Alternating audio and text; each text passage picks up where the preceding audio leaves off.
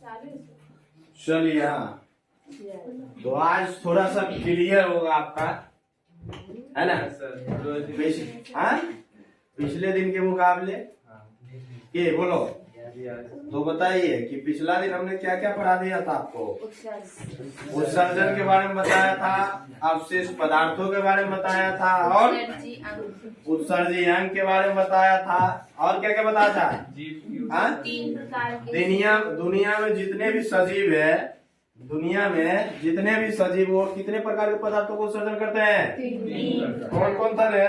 Urea, ammonia और uric acid.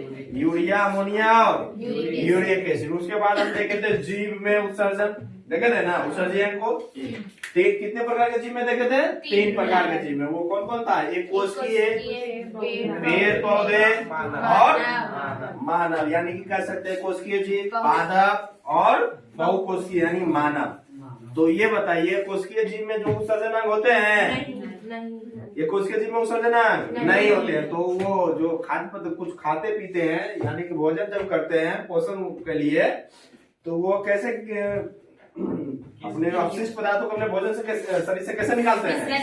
विसरण की क्रिया द्वारा। कैसे निकालते हैं? विसरण। जो पादप हमारे हो गए, पादप जो हमारे, उसके पास उत्सर्जी अंग है? नहीं है। उसके पास उत्सर्जी अंग नहीं है, ठीक है। लेकिन ऑक्सीजन को क्या करता है? छोड़ता है। कैसे निकालता है? रंध्र के द्वारा। कैसे निकालता है? रंध्र के द्वारा, ठीक है। उसके बाद अगर बात करें हम, लेटेक्स हो जाता है, गोंद हो जाता है, रेजिन हो जाता है, टैनिन हो जाता है। ये सारे पादप के क्या हो गए? उत्सर्जन पदार्थ, है ना। चलिए अब मानव में हमको देखना था, मानव में ही देखना था ना। चलिए तो हेडिंग डालिए, हेडिंग डालिए मानव। मानव देखेंगे, मानव के नाम सुने हुए हैं? देखे हो मानव को? नहीं देखे हो किताब? कौन दुनिया में तुम सब है? मानव को अभी तक नहीं देखे हैं। ढाकनी चलिए हाँ, तुम आदि मानव है, आप आदि मानव है। चलो सुनो, तो अभी जो हमको देखना है ना, मानव के जो प्रमुख उत्सर्जी अंग है, मानव के जो प्रमुख उत्सर्जी अंग जो है ना, वो वृक्क है। क्या है उसका नाम? वृक्क। वृक्क को अंग्रेजी में कहते हैं किडनी। क्या कहते हैं उसे? किडनी। तो लिखेंगे मानव के प्रमुख उत्सर्जी अंग क्या है रे? वृक्क है, वृक्क, जिसको कि किडनी कहते हैं। बोल कोई दिक्कत? यहाँ तक बुझा गया? किडनी बुझा गया रे। और किडनी जो है ना, नेफ्रॉन का बना होता है। किडनी किसका बना होता है? नेफ्रॉन का। नेफ्रॉन, ठीक है ना। किडनी बना होता है नेफ्रॉन का। और एक वृक्क में 10 लाख नेफ्रॉन होते हैं। कितने होते हैं? 10 लाख नेफ्रॉन होते हैं, ठीक है ना। तो इंसान के पास को किडनी रहता है? 4 गो। क्या रहता है? 4 गो रहता है। 4 गो, 2 किडनी रहते हैं, 2। कितने रहते हैं? 2। अभी दिन है कि रात? तो दिन, एकदम कॉन्फिडेंस से कहो कि दिन है। ये नहीं कि थोड़ा धमकी दे दे तो रात बोलने लगेंगे ना, समझे। इंसान के पास कितने किडनी? 2 किडनी, यानी कि 2 वृक्क इंसान के पास होते हैं, ठीक है। और एक वृक्क में 10 लाख नेफ्रॉन होते हैं। कितने नेफ्रॉन होते हैं? 10 लाख नेफ्रॉन। तो 2 किडनी है, दोनों में 20 लाख। कितना हो गया? 20 लाख। बोलो कोई दिक्कत? शरीर में रचनात्मक एवं क्रियात्मक इकाई का नाम जो है ना कोशिका है। शरीर के रचनात्मक और क्रियात्मक इकाई होते हैं, जिसका नाम कहते हैं कोशिका, ठीक है। कहा जाता है कि कोशिका किसे कहते हैं, तो बोलते हैं यह शरीर की एक रचनात्मक और क्रियात्मक इकाई है, ठीक है ना, कोशिका की परिभाषा में, ठीक है। ये तो कोशिका हो गया। वृक्क जो है कि वो किसका बना होता है? ये नेफ्रॉन का बना होता है, ठीक है। तो चलिए इसमें लिखते हैं हम, लिखते हैं वृक्क नेफ्रॉन का बना होता है। नेफ्रॉन का बना होता है, नेफ्रॉन का बना होता है। वृक्क किसका बना होता है? नेफ्रॉन का। और एक वृक्क में 10 लाख नेफ्रॉन होता है। नेफ्रॉन होता है, ठीक है ना। एक वृक्क में 10 लाख नेफ्रॉन होते हैं। और इंसान के पास कितने वृक्क होते हैं जी? 2 वृक्क होते हैं। अच्छा, एक वृक्क खराब हो जाए तो आदमी जिंदा रहेगा? दोनों खराब हो जाए तो रहेगा जिंदा, ठीक है ना, रहेगा जिंदा। प्रेमानंद भगवान नाम भी सुने हो? स्वामी प्रेमानंद। पूरा बस किरण में फैल होकर दोनों तो यो जिंदे है, ठीक है ना। ये आता है डायलिसिस मशीन आता है। किडनी क्या करता है? खून को छानता है। किडनी क्या करता है? खून को छानता है। तो डायलिसिस मशीन क्या करता है ना? खून को वो छानने के काम करता है, शुद्ध करने के काम करता है। डायलिसिस समझ गए ना? सप्ताह में डायलिसिस करवाना पड़ता है, समझ गए ना। ये चीज होता है, डायलिसिस मशीन होता है। देखिए, अब आपको बताते हैं वृक्क के कार्य के बारे में बताते हैं। आज ये अध्याय समाप्त करेंगे, हम लोग रिवीजन के दौर पे हैं, ठीक है ना। ये अध्याय आपके समाप्त करेंगे आज। वृक्क के कार्य की अगर बात करें, रक्त का छानना है सबसे पहला कार्य का। क्या काम है इसका? रक्त का छानने का काम करता है ये। वृक्क का कार्य की अगर बात करें, रक्त को छानता है, ठीक है ना। वृक्क का कार्य, तो वृक्क का कार्य पहला है रक्त को छानता है, रक्त को छानता है, ठीक है। और दूसरा कार्य है मूत्र का निर्माण करता है। बोलो, कोई दिक्कत? कोई दिक्कत रहे? और रक्त को शुद्ध फेफड़ा करता है। रक्त को अगर कहेगा, देखो वृक्क जो है ना, रक्त को छानता है बाबू, शुद्ध नहीं करता है, ठीक है। शुद्ध कौन करता है? फेफड़ा करता है। इस बात का ध्यान रखिए। जब हम फेफड़ा को ध्यान कर रहे थे, हृदय को ध्यान तो बताया गया आपको, ठीक है ना। रक्त को शुद्ध करता है फेफड़ा, ठीक है, और छानता है वृक्क यानी कि किडनी, ठीक है। बोलो, कोई दिक्कत? शराब या जहर, देखो, और कहा जाता है वृक्क मनुष्य का सबसे महत्वपूर्ण अंग है। वृक्क जो है मनुष्य के शरीर का सबसे महत्वपूर्ण अंग है। और जो शराब पीता है, जहर खा लेता है, तो काफी हद तक जो कंट्रोल करता है ना, वो कौन करता है? किडनी ही कंट्रोल करता है। कौन करता है? किडनी। पानी, अब किडनी में ही स्टोन बनता है ना, कहता है किडनी में पथरी हो गया है। स्टोन बनेगा ना तो पानी नहीं पियोगे तो जमबे नहीं करेगा भाई। क्या? हाँ, मूत्र का निर्माण करता है, ठीक है। बोलो, कोई दिक्कत? जहर, शराब या जहर खाने से यकृत प्रभावित होता है, ठीक है ना। जहर लिख दीजिएगा, तीर के निशाने को देखिए। यह मानव का महत्वपूर्ण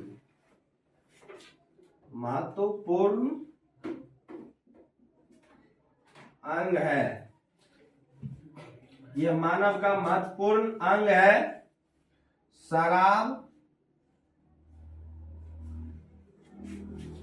शराब या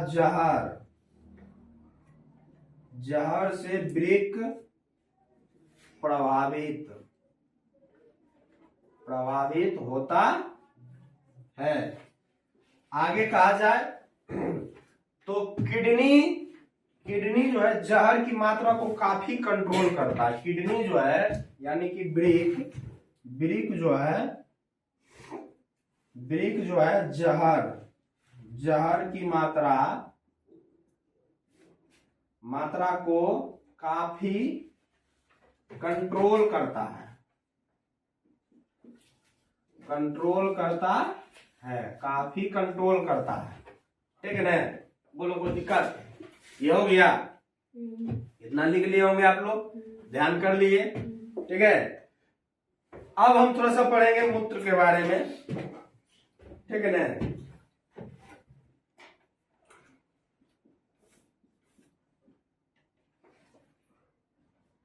मूत्र कहे या पेशाब कहे, उसके बारे में पढ़ेंगे।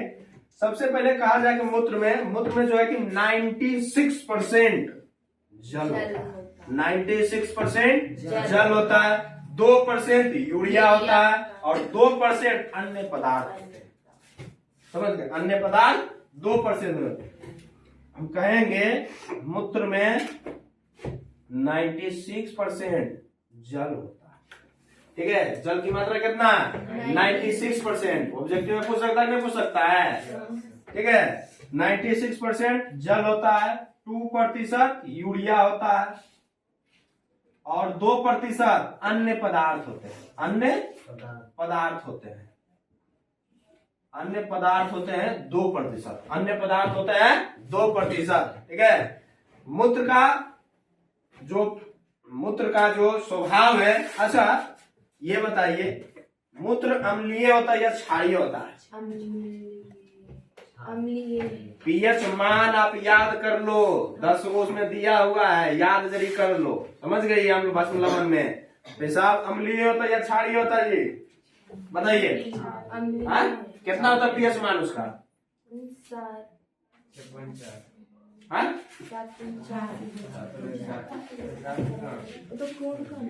मूत्र अम्लीय होता है, अम्लीय होता है और अम्लीय होगा जब भी तो पीएच मान होगा 7 से कम होगा। तो याद करो ये सब सारा चीज, याद नहीं करते हो जो है ना। 6.4 कि 6.0? 6.0 4 होगा, उड़ के अंदाजे टक्कर लगाती है। 6.0 होता है। ठीक है, 6.0 होता है। बोलो कोई दिक्कत? मूत्र का जो रंग जो पीला होता है ना, पीला, ठीक है ना, यूरोक्रोम के कारण होता है। मूत्र का जो रंग होता है वो पीला होता है। तो पीला किसके कारण होता है? यूरोक्रोम।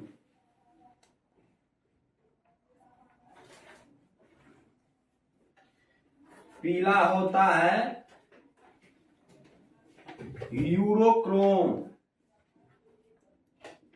यूरोक्रोम के कारण। ठीक है ना, यूरोक्रोम के कारण पीला होता है। ठीक है, और मूत्र में कोई गंध नहीं होता है। गंध होता है तब जब वो अमोनिया में बदल जाता है, तब कह सकते हैं मूत्र में गंध अमोनिया के कारण होता है। मूत्र में गंध अमोनिया के कारण होता है। लिखेंगे यहाँ,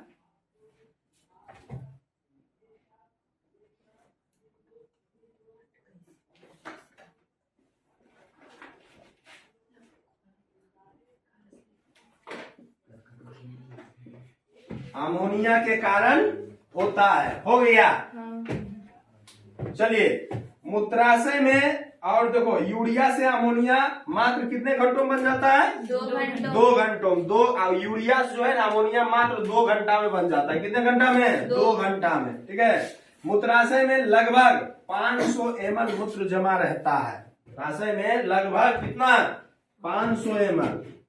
जहां मूत्र इकट्ठा होता है आपके शरीर में, वो उसे कहते हैं मूत्राशय। ठीक है, मूत्राशय में करीब 500 ml यानी कि आधा लीटर। ठीक है, आधा लीटर मूत्र जमा रहते हैं। लिखेंगे अगला,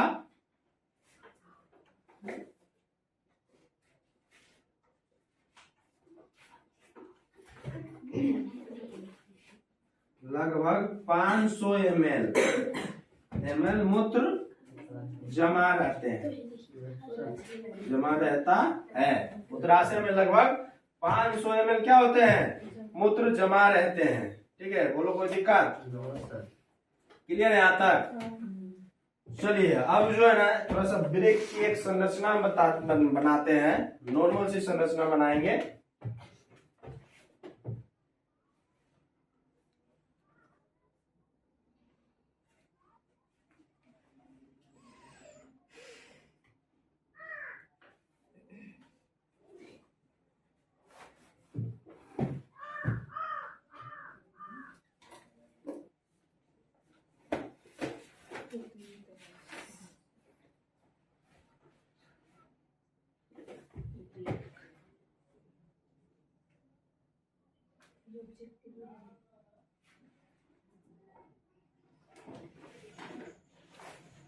चलिए, हम क्या किए, ब्रिक की एक संरचना बना रहे हैं।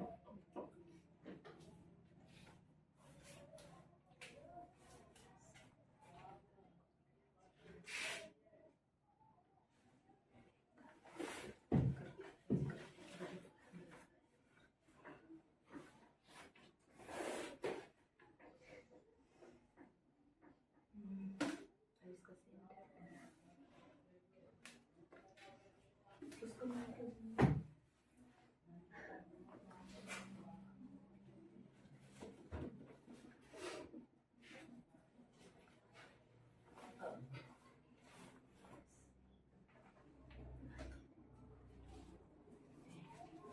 दोनों क्या हो गए, ब्रिक हो गए। ठीक है, ये दोनों क्या हो गए, ब्रिक हो गए। इसको कहते हैं मूत्र वाहिनी, मूत्र वाहिनी कहते हैं इसको। यहाँ पे ही जमा होते हैं, मूत्राशय कहते हैं इसको। इसको क्या कहते हैं, मूत्राशय कहते हैं। ठीक है, और यहाँ से निकलता है, इसको कहते हैं मूत्र मार्ग। ठीक है, बोलो कोई दिक्कत? यही क्या है आपके ब्रेक है। देखो ये जो भाग है, इसी भाग से जो हमारा क्या है, खून और पानी भी आता है। ठीक है ना, इसे आता है, ये आने के बाद इस माध्यम से इधर चला आता है। ठीक है, इधर आने के बाद आपका क्या होता है कि इसमें क्या रक्षण आता है, इसी में नेफ्रॉन पाया जाता है। इसी में क्या पाया जाता है, नेफ्रॉन। एक ब्रिक में 10 लाख नेफ्रॉन होते हैं, 10 लाख नेफ्रॉन होते हैं। समझ गए ना? नेफ्रॉन करने के बाद छानने का काम कर सकता है। छानना यानी कि चलनी टाइप का कुछ होना चाहिए, होगा ऐसा ही होगा ना। ठीक है, तो छानने का काम करता है। तो ये एक में 10 लाख नेफ्रॉन होता है। यही क्या करता है, रक्त को भी छानता है। रक्त में भी पानी का मात्रा तो उसे भी क्या करता है, जब खींचता है। अब ऐसा थोड़े है आपके खून में जो है कि जब आपको पानी चढ़ाया जाता है तो पानी भी बहना चाहिए आपके खून में। जी वो तो खूने बहता है, पानी बहना चाहिए ना। पानी ऐसा थोड़े चमड़ी में आपको चढ़ाता है, नहीं ना। आपके मांसपेशी जो है उसी में चढ़ाता है पानी। तो नस में तो पानी भरना रहना चाहिए। 4-4 लीटर 5-5 लीटर डाल देता है देह में, कहाँ जाता है वो, आपके शरीर से निकलता है ना, तो वो छानता है ये। ठीक है, अब पता चला। ठीक है, तो ये क्या करता है, जिस माध्यम से आता है यहाँ दोनों जगह छनाता है। और ये छनाने के बाद ये मूत्र वाहिनी है, मूत्र वाहिनी के माध्यम से मूत्राशय में चले आते हैं। ठीक है, और एक मूत्राशय में जो है कि लगभग 500 ml जमा हो जाता है। 500 ml जब वो जमा हो जाता है, ये ओवर हो जाते हैं। तब मुझे क्या लगता है कि नहीं, अब इसे बाहर निकालना है। ठीक है ना, अब इसे बाहर निकालना है, ऐसा अनुभूति होती है। ठीक है, एक मूत्राशय में जैसे रात को हम लोग सोते हैं, तो रात को सोते हैं तो क्या दिन में तो हम जगे रहते हैं, घंटे 2 घंटे 4 घंटे के हिसाब से हम लोग वॉशरूम जाते हैं, पेशाब करने के लिए जाते हैं कि नहीं जाते हैं, ये चीजें। लेकिन जब रात में सो जाते हैं, क्या हम लोग जाते हैं क्या, नहीं जाते हैं ना, नहीं जाते हैं। तो ऐसा होता है वो हमारे शरीर में इकट्ठा होते हैं कि नहीं होता है, लगभग 500 ml क्या होते हैं ना, ये जमा हो जाते हैं। ठीक है ना, ये जमा होते हैं 500 ml। जब ये ओवर मूत्राशय जब बढ़ जाते हैं तब ये मुझे शंका लगता है, मुझे ऐसा शरीर जो कि कहता है, दिमाग कहता है कि नहीं अब टॉयलेट मुझे जाना है। ठीक है, बोलो कोई दिक्कत नहीं ना। तो आपको उम्मीद करते हैं हर चीज का चीजें समझ में आया होगा। ठीक है ना, ये एक ब्रिक है आपके, यानी कि किडनी है। ठीक है ना, किडनी है। चलिए अब इसके बारे में देखते हैं। देखो इसको जो है गुर्दा भी कहते हैं, इसको किडनी को गुर्दा भी कहते हैं। क्या कहते हैं, गुर्दा भी कहते हैं। किडनी को जो है ना गुर्दा भी कहते हैं। क्या कहते हैं, गुर्दा भी कहते हैं। और वृक्क का जो अध्ययन, जो व्यक्ति वृक्क का अध्ययन करता है ना, जो वृक्क, जैसे कोई डॉक्टर बन रहा है, ठीक है ना, तो उसको वृक्क के बारे में अध्ययन करना होगा कि नहीं करना होगा, उसको नेफ्रोलॉजी कहते हैं। नेफ्रोलॉजी, वृक्क का अध्ययन नेफ्रोलॉजी कहलाता है। वृक्क का अध्ययन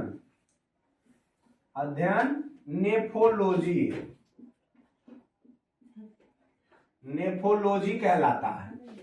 क्या कहलाता है, नेफ्रोलॉजी कहलाता है।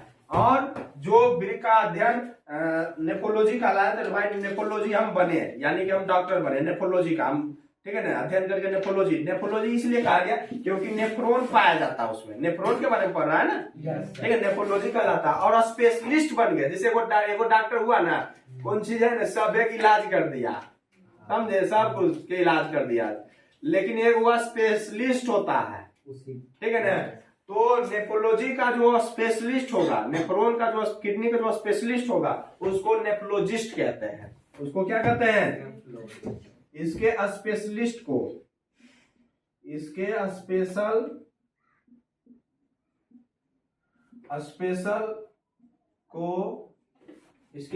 को क्या कहेंगे, नेफ्रोलॉजिस्ट कहेंगे।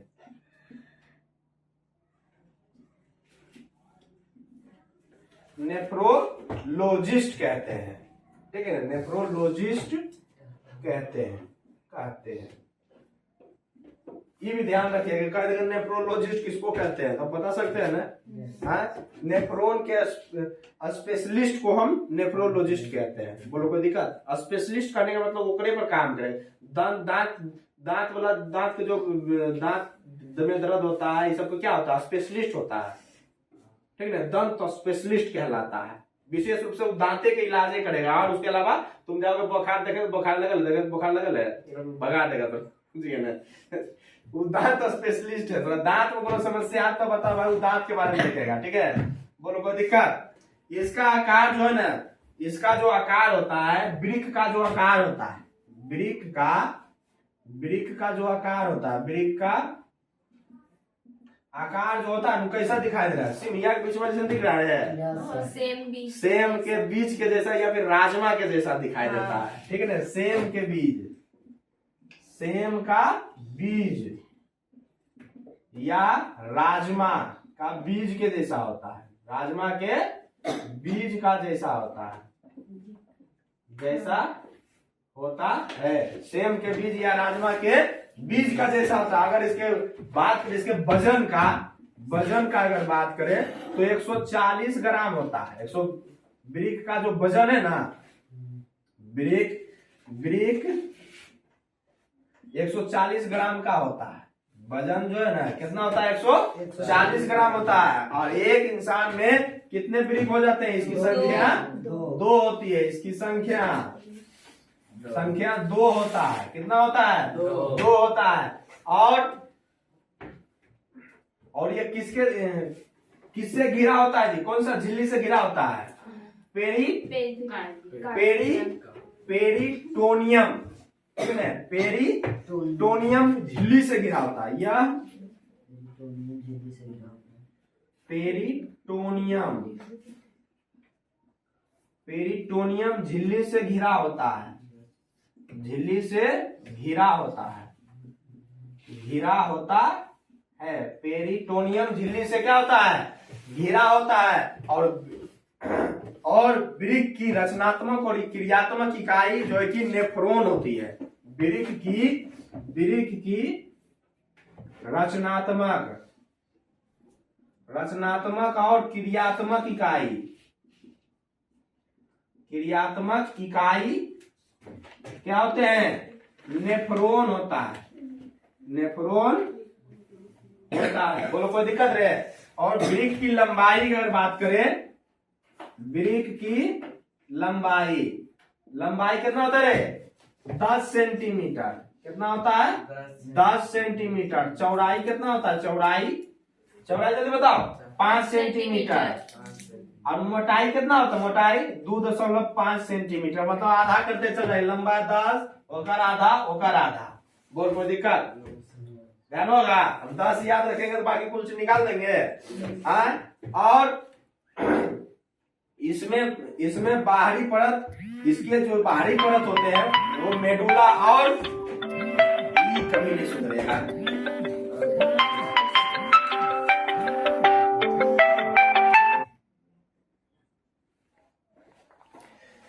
इसके जो बाहरी परत होते हैं, वृक्क के जो बाहरी परत होते हैं ना, वो मेडुला और बाहरी परत, इसकी बाहरी परत,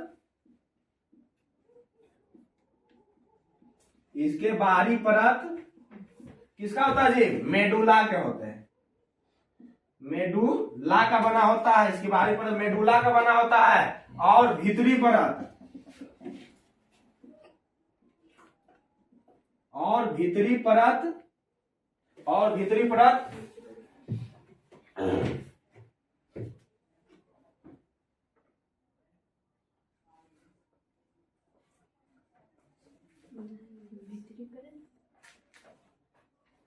किसका बना हुआ है? भीतरी परत जी,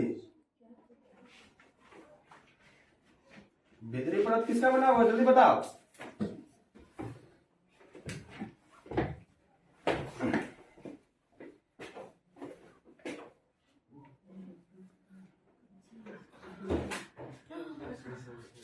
ये तो पढ़ा ले ली सर, ये देखिए फाड़ दिया।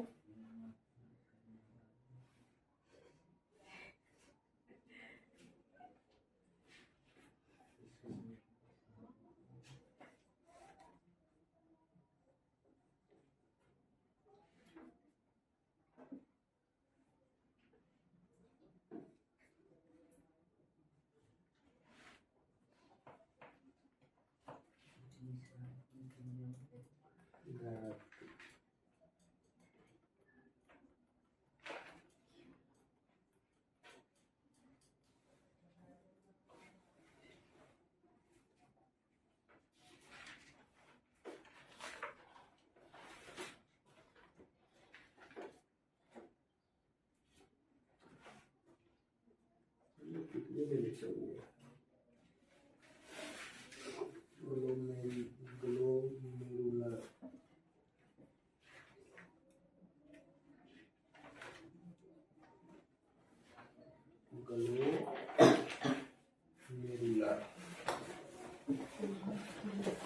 चलो, इसकी बाहरी परत मेडुला का बना होता है और भीतरी परत ग्लोमेरुलर का होता है। ठीक है, बोलो, कोई दिक्कत है यहाँ तक? हो गया ना जी? चलिए, तो ये अध्याय भी आपके क्या हो गए? समाप्त हो गए। ये अध्याय भी आपके समाप्त हो गए।